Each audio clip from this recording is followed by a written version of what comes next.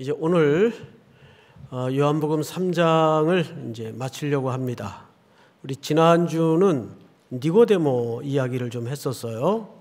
니고데모가 한밤중에 예수님을 찾아왔죠. 니고데모라는 인물은 사실상 유대인의 대표를 상징합니다. 그는 어떤 영적인 진리 또는 허기에 목말라서 찾아온 게 아니고 예수님과의 실질적인 논쟁을 위해서 찾아왔었습니다. 대화 중 한 가지 사실이 드러났죠. 영적으로 깜깜하고 무지했다는 사실입니다. 내가 거듭나야 하겠다. 예수님은 그런 인생들을 위해서 모세가 광야에서 노뱀을 든 것 같이 십자가에 죽기 위해서 오셨다는 것을 천명함으로 그 사건은 마무리가 됩니다.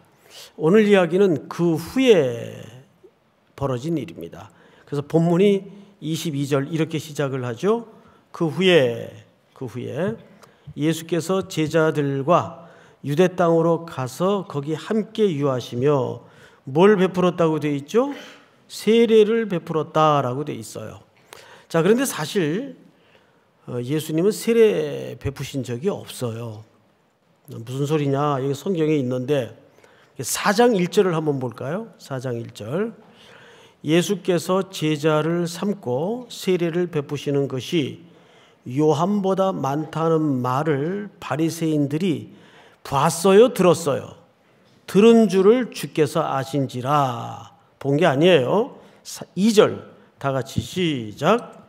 예수께서 친히 세례를 베푼 것이 아니요 제자들이 베푼 것이라. 자, 이제 확실히 드러났죠. 예수님은 세례를 베푼 적이 없습니다. 그 제자들이 베푼 걸 사람들이 어떻게 오해를 했어요? 예수님이 베푼 것으로 오해를 한 겁니다. 그래서 오늘 본문이 그렇게 시작이 되는 거예요. 22절을 그런 각도에서 한번 보자고요. 그 후에 예수께서 제자들과 유대 땅으로 가서 거기 함께 유하시며 세례를 베푸시더라. 그러니까 여기에 실질적인 세례는 예수님이 베푼 게 아니고 누가 베푼 거죠? 제자들이 베푼 겁니다.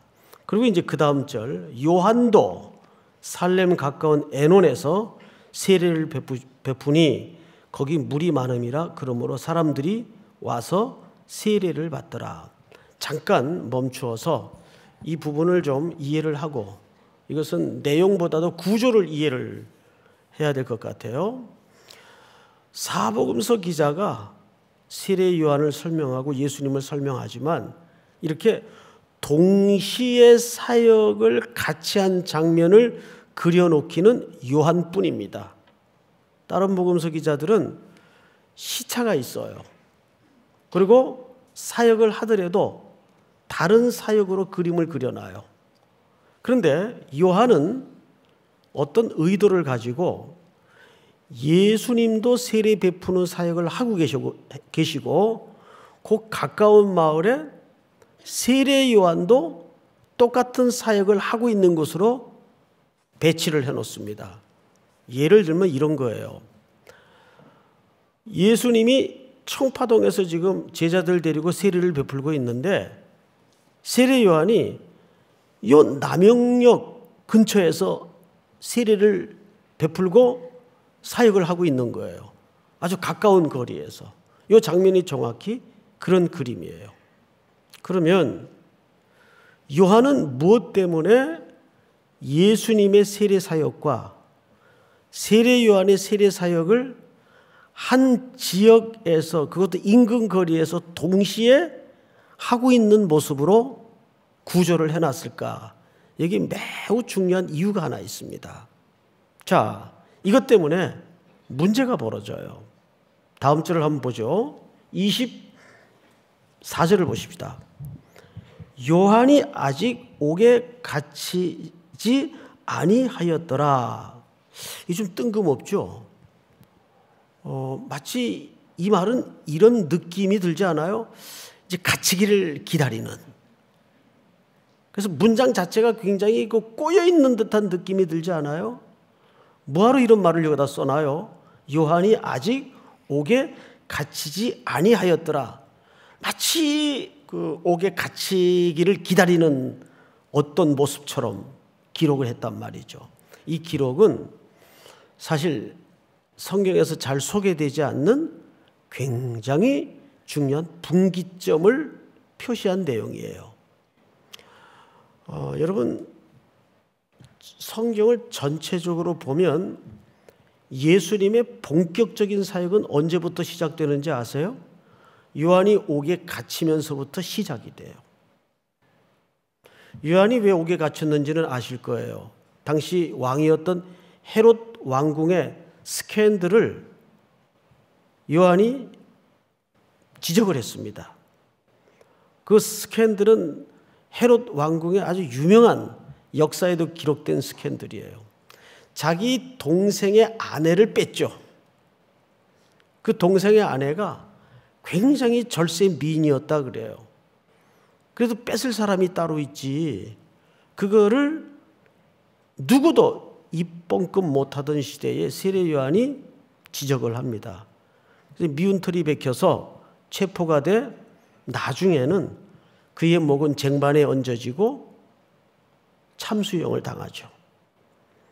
근데 아직 옥에 갇히지 않았다는 말은 무슨 뜻인가 하면 옥에 갇히는 것으로 실질적인 요한의 모든 사역은 완성이 됩니다. 끝이 납니다. 그럼 요한은 뭐냐? 그래서 요한을 가르쳐 성경에서는 구약의 마지막 선지자라고 하는 이야기가 그래서 나온 얘기예요. 그러니까 요한은 구약을 실질적으로 닫는 마지막 주자예요. 그토록 수천 년 역사를 통해서 수많은 선지자들이 오리라 약속한 메시아를 전하다가 그 마지막 바톤을 받은 자가 누구냐 하면 세례 요한이에요. 근데 그의 임무는 감옥에 갇히는 곳으로 구약의 장구한 역사를 마감합니다. 그 이야기를 하는 거죠. 그리고 이제 오리라 예언되었던 실체이신 예수님이 역사 속에 일어나셔서 본격적인 사역을 시작하는 거예요. 해가 떴으니 달은 더 이상 필요가 없듯이 사라지는 거죠. 그 과정에서 오늘 일어난 일인데, 그러니까 오늘 이야기는 니고데모에 가려져서 많이 언급이 잘 안 되는 부분이기도 한데 사실은 중요합니다. 자, 성경을 좀 볼까요? 25절. 이에 요한의 제자 중에서 한 유대인과 더불어 정결 예식에 대하여 변론이 되었더니, 자, 앞을 잠깐 보십시다. 아까 구절을 잠깐 언급했어요. 남영동에서는 세례 요한이 지금 세례 베푸는 사역을 하고 있어요. 청파동에서는 예수님이 세례 베푸는 사역을 제자들과 함께 하고 있어요. 그런데 재밌는 현상이 살살살 나타나기 시작합니다. 원조 논쟁이 벌어진 거예요. 여러분들에게 한번 여쭤볼게요. 세례라는 사건만 놓고 볼 때 사실상 세례 요한이 원조입니까? 예수님이 원조입니까? 세례 요한이 원조죠. 예수님마저도 누구에게 세례를 받았죠? 세례 요한에게 세례를 받았어요. 그래서 원조 논쟁으로 치자면야 이 세례는 누구가 원조입니까? 세례 요한이 원조예요. 그런데 두 가지 현상이 나타난 겁니다. 요한의 제자들이 자꾸 예수님에게로 빠져나가요. 요한복음 1장 36절을 보세요. 1장 앞으로 2장 넘기면 나오죠. 36절 제가 읽습니다. 요한이 제자들에게 이렇게 얘기해. 예수께서 거니심을 보고 말하되 보라 하나님의 어린 양이로다. 37절 시작. 두 제자가 그의 말을 듣고 예수를 따르거늘. 네.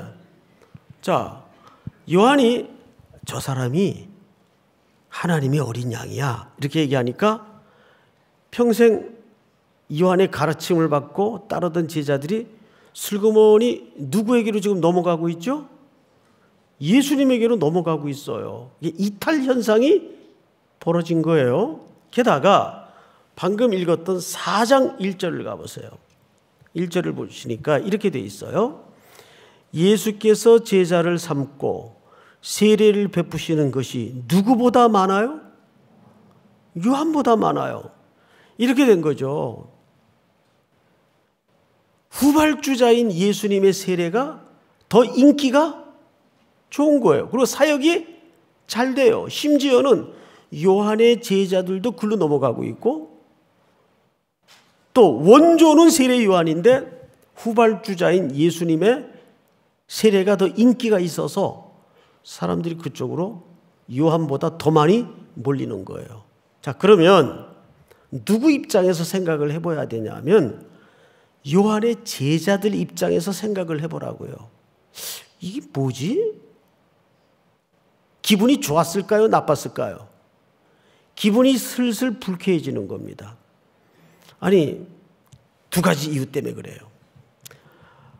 아니, 지금 우리가 남양동에서 세례 베푸는 사역하고 있는데 그것도 멀리 부산에서 하는 것도 아니고 꼭 그 근처인 청파동에서 똑같은 사역을 해야 돼?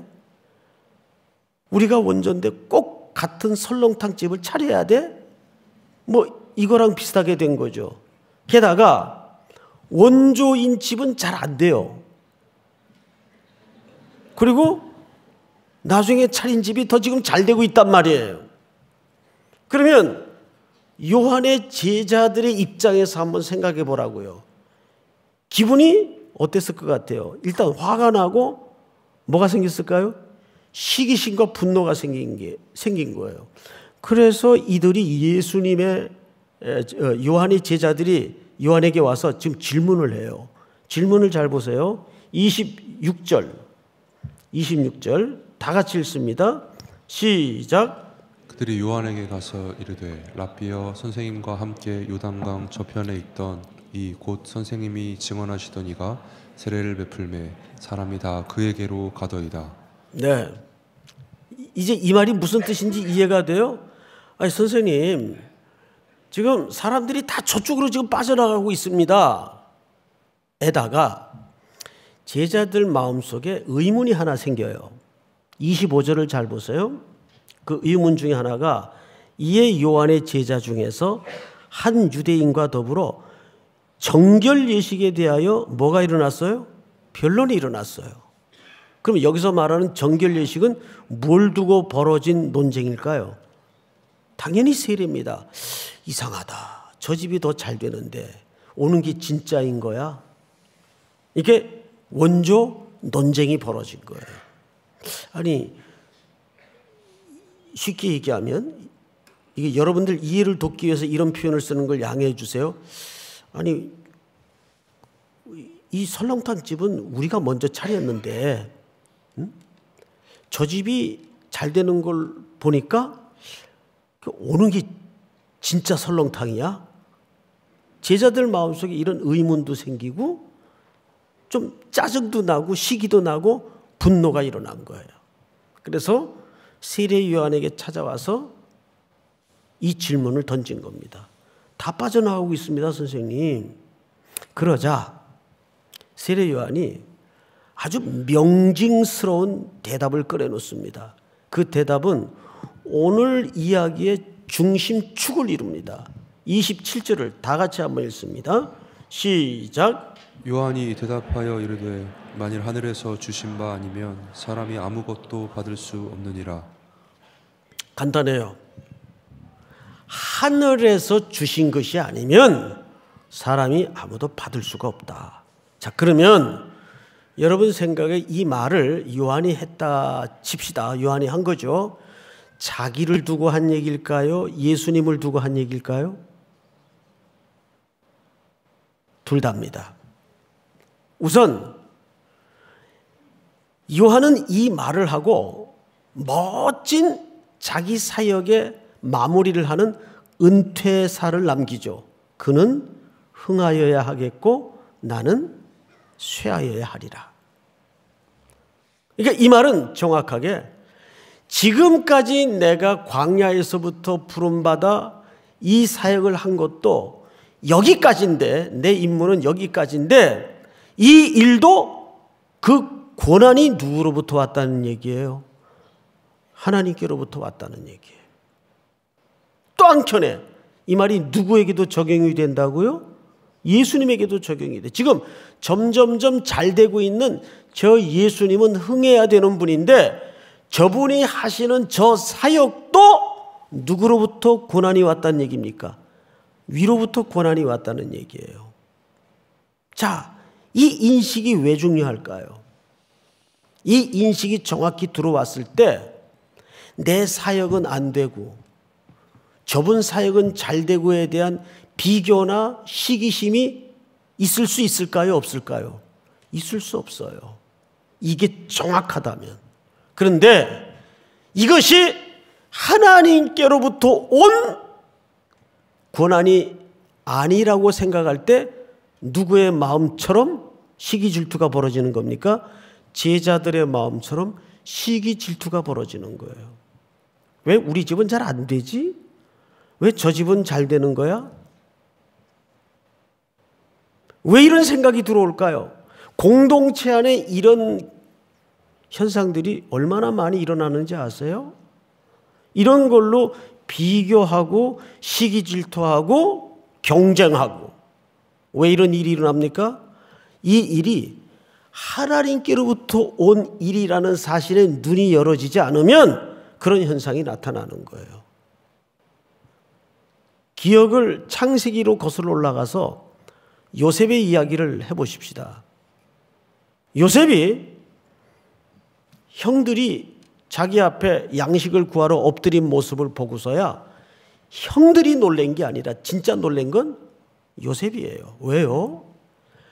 지난 세월 툭툭툭 알 수 없는 기호들처럼 무수한 사건과 사연들이 있었어요. 그 사연과 사건들을 겪고 지나갈 때는 이게 뭐지? 왜 나한테 자꾸 이런 억울한 일이 생기지? 도무지 해석과 설득이 안 됐어요.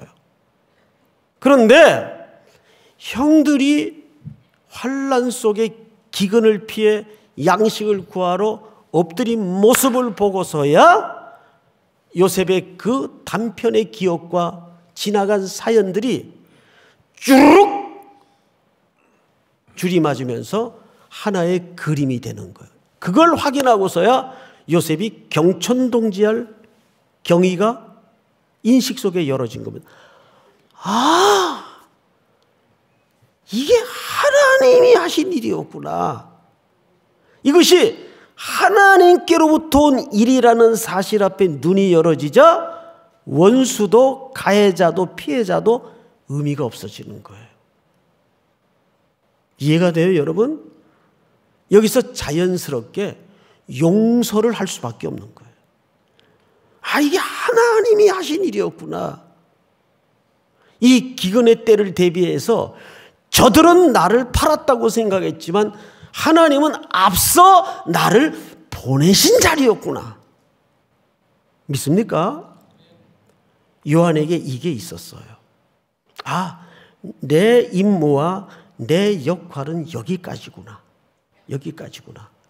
이게 정확할 때 저분이 잘 되는 일에 대해서 아무 질투나 시기나 부러움이 일어날 수가 없어요.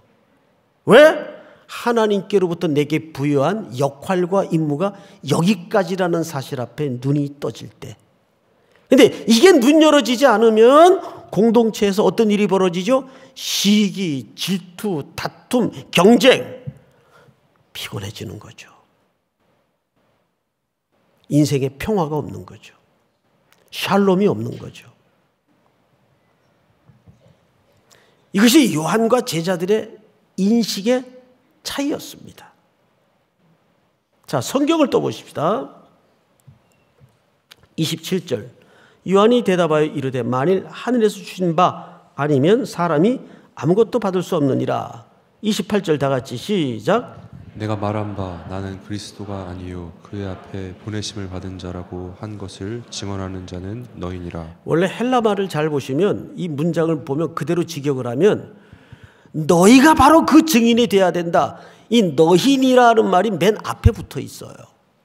그건 강조하는 얘기입니다. 너희가 바로 그런 역할을 해야 된다. 오로지 신랑만 드러나는 역할을 해야 된다. 그 다음 절을 볼까요? 29절. 알 듯 모를 듯한 표현을 하나 썼어요. 이것은 당시 결혼에 대한 문화 이해를 좀 가져야 이해가 되는 아주 중요한 대목입니다. 29절 한번 같이 읽읍시다. 시작. 신부를 취하는 자는 신랑이나 서서 신랑의 음성을 듣는 친구가 크게 기뻐하나니 나는 이러한 기쁨으로 충만하였노라. 아멘. 자, 이제 앞을 보십시다. 유대 결혼법은 까탈스럽기로 아주 유명합니다. 실질적으로 예식을 두 번 하죠. 한 번은 신부 집에서 하는 걸 정혼이라고 합니다. 정혼이 끝나면 부부는 헤어져야 돼요. 이때 이미 법적인 부부입니다. 마리아와 요셉이 이 정혼을 한 사이였어요. 대신 육체적인 관계는 갖지 못합니다. 신부는 신부 집에 남고 신랑은 자기 집으로 돌아가서 아버지의 감독 아래 신부를 데려다가 살 집을 짓습니다. 그래서 요한복음 14장에 보면 그 대목에 나오죠. 너희가 지금 나의 가는 길을 알지 못하는 후에는 알리라. 내가 너희를 위하여 처소를 예배하러 간다 그랬어요. 그 집 짓는 기간이 대략 1년이 걸립니다. 신랑은 정혼을 마치고 자기 집으로 돌아갈 때 신부에게 이 한마디를 꼭 남겨요. 1년 후 알지 못하는 어느 날 내 반드시 그대를 데리고 오리라. 그 날짜는 신랑이 몰라요. 그 날짜는 누구만 지정할 수 있는 날짜인가 하면 아버지만 지정할 수 있어요. 돌아간 신랑은 자기 집에서 아버지의 감독 아래 일꾼들과 함께 뚝딱거리고 집을 지어요. 어느 날 갑자기 아버지가 호출을 해요. 얘 이리 오너라. 이만하면 네 아내를 데려다 살 집이 훌륭하다. 오늘 밤 당장 가서 건너 마을에 내 아내를 데리고 오도록 해라. 그러면 그 시간부터 잔치는 시작이 됩니다. 그러면 잔치에서, 결혼잔치에서 제일 중요한 인물은 두말할 것 없이 신랑입니다. 신부는 아직 데려오지 않았으니까. 그 다음에 중요한 인물이 누군지 아세요? 쇼셰빈이라는 역할을 감당해야 되는 신랑의 친구가 그 다음으로 중요합니다. 그 역할을 감당하는 직무를 쇼세빈이라고 합니다. 이 뭐 하는 역할인가 하면 두 가지 역할을 해요. 정중하게 친구의 아내인 신부의 집으로 데려가서 신부를 신랑의 신방까지 잘 안내하는 일입니다. 그럼 임무가 거기서 끝나는 게 아니에요. 드디어 신랑과 신부는 처음으로 합방을 하게 됩니다. 그러느라고 날이 밝겠죠. 마을 사람들은 친인척들은 돌아가지 않고 여전히 잔치 중에 있어요. 유대인의 잔치는 굉장히 깁니다. 그리고 뿌옇게 새날이 밝아오면 신랑이 신방에서 나와요.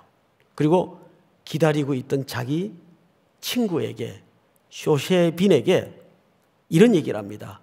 나의 신부는 정결하였다. 깨끗하였다. 그러면 이 소식을 들은 신랑의 친구는 이 소식은 복음이 되어서 그 아침의 소식을 기다리고 있는 잔치에 참석한 자들에게 신부는 깨끗하였습니다라고 선언함으로써 모든 잔치가 마무리됩니다. 그 소식을 듣고 사람들은 다 돌아가요. 신랑의 친구의 임무는 그 신랑의 아침의 이야기를 듣는 것까지가 임무예요. 오늘 요한이 그 얘기를 하는 거예요. 자, 29절을 다시 보세요. 신부를 취하는 자는 신랑이나 서서 신랑의 음성을 듣는 친구가 크게 기뻐하나니 이는 이러한 기쁨으로 충만하였노라. 그는 흥하여야 하겠고 나는 쇠하여야 하리라 하니라. 멋진 퇴임사를 이렇게 선언합니다.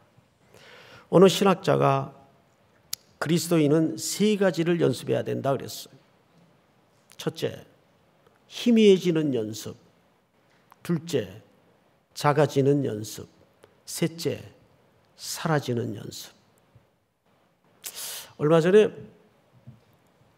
국민일보 어느 기자분이 우리 교회 협동 목사님이신 신구원 교수님과 함께 대담 형식으로 저희를 인터뷰를 했어요. 우리 교회에서 진행하고 있는 오르도 토메오 그 아카데미에 대해서 설립 취지 궁금해서 좀 기사화하고 싶다고. 막 기사를 보신 분들도 계실 거예요. 인터뷰 거의 말미에 그분이 이런 얘기를 해요. 요즘 시대가 사사시대를 방불하는데 한국교회 롤모델이 없습니다. 롤모델이 없습니다. 목사님이 생각하시기에 롤모델이 있다면 누구를 들고 싶습니까? 그래서 제가 좀 조심스럽지만 이런 얘기를 했어요. 롤모델이 꼭 있어야 됩니까? 기사에도 그렇게 썼더라고요. 롤모델이 꼭 있어야 됩니까? 한때는 박수와 갈채 속에 스타와 영웅처럼 뜨던 사람들이 어처구니 없는 실수로 붕괴음을 내고 무너지고 많은 교회에 좌절을 주고. 하나님이 인간이 박수받는 걸 그렇게 원치 않으세요. 여러분, 사사시대는 절망의 시대라고 알고 있죠. 정말 그럴까요? 그 절망의 시대를 뚫고 인류의 마음속에 어떤 희망으로 바꾸셨습니까? 참된 사사는 누구일까? 참된 왕은 누구일까? 진정한 샬롬을 가져다 줄 왕에 대한 허기와 기대로 역사를 바꾸지 않습니까? 요한의 역할은 여기까지예요. 그는 흥하여야 하겠고 나는 쇠하여야 하리라. 그래서 그는 자기가 이렇게 사라지는 역할로 임무를 마치는 걸 기꺼이 기뻐했어요. 이 기쁨은 우리가 갖는 기쁨과 실체가 다릅니다. 보통 성도들이 어떤 때는 가끔 이제 은혜 받았다 그래요. 그러면 저는 또 짓궂게 물어봐요. 그 어느 대목에서 은혜를 받았냐고. 그러면 엉뚱한 얘기를 해요. 엉뚱한 얘기를 해요. 은혜마저도 다 자기 본의로 은혜를 받았다 그러더라고요. 앤드류 머레이라는 분이 겸손에 대한 기맥힌 정의 하나를 소개할게요.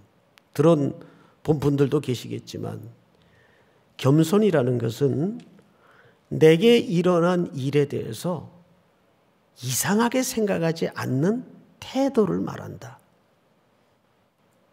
이해가 잘 안 되죠? 어렵죠? 겸손이라는 것은 내게 일어난 일에 대해서 이상하게 생각하지 않는 태도를 말한다. 이건 어떨 때만이 가능해지는 인식일까요? 모든 주권을 하나님께 둘 때만 가능해지는 인식입니다. 제가 욥기를 얘기하면서 늘 했던 말 중에 하나님은 옳은 일을 하시는 분이 아니에요. 하나님이 하시는 일이 언제나 옳죠. 달라요. 그는 흥하여야 하겠고 나는 쇠하여야 하리라. 그리고 요한의 기쁨은 자기 사역의 어떤 성과나 완성에서 오는 기쁨이 아니에요. 예수 그리스도가 높아지는 데서 오는, 그분이 드러나는 데서 오는 그 기쁨이 요한의 기쁨의 진정한 실체였어요. 나 달려갈 길을 마쳤다. 그 성취감에서 오는 뿌듯함, 그 기쁨을 얘기하는 게 아니에요. 신랑이 드러날 때 갖는 기쁨이에요. 제가 약 10여 년 전에 이제 은퇴를 한 지 한 1년쯤 되신 오카는 목사님하고 어느 잡지사에서 부탁을 해가지고 대담자로 나섰어요. 이제 오카는 목사님을 대담하는 대담자로 좀 해달라 그래서 나섰습니다. 영광스러웠죠, 저야. 교육의 큰 어른을 대담한다는 것이 뭐 미리 질문지가 다 주어졌고 대본대로 질문을 하고 목사님 답변을 하시는데 마지막 질문이 뭐냐면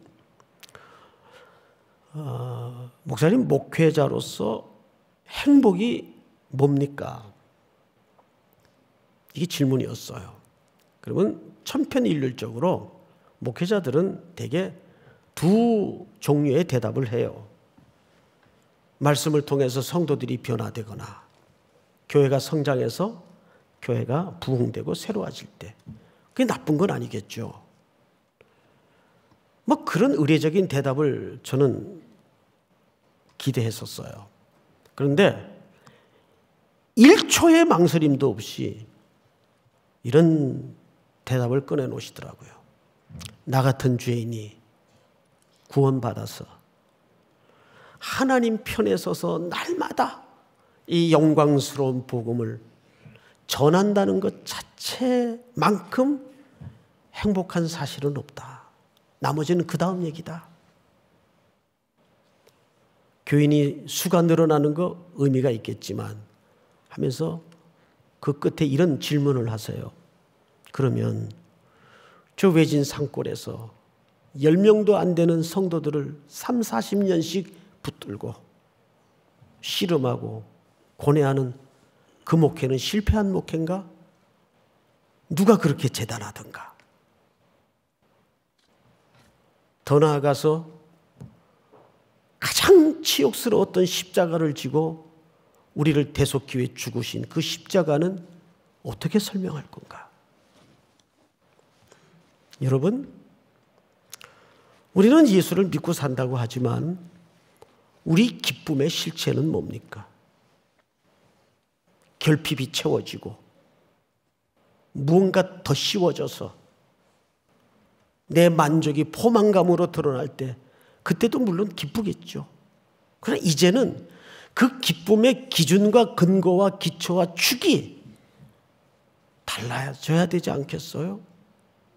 신랑이 높아짐으로 갖는 세상이 이해할 수 없는 기쁨.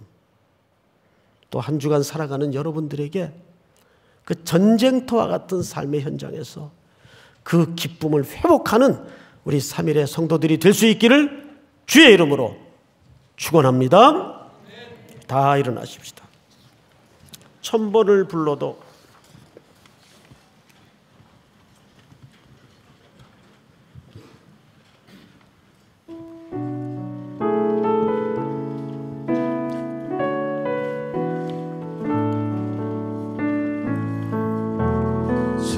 천번을 불러봐도 내 눈에 눈물이 멈추지 않는 것은 십자가의 그 사랑 나를 살리려 지신 그 십자가 모든 물과 비 나의 더러운 죄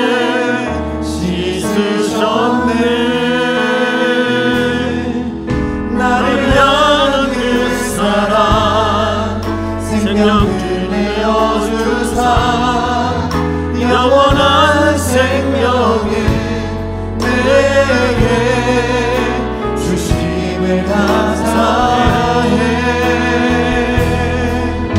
천번을 불러도 내 눈에는 눈물이 멈추지 않는 것은 십자가의 그 사랑 나를 살리려 하늘 보좌 버리신 나를 사랑하신 분 그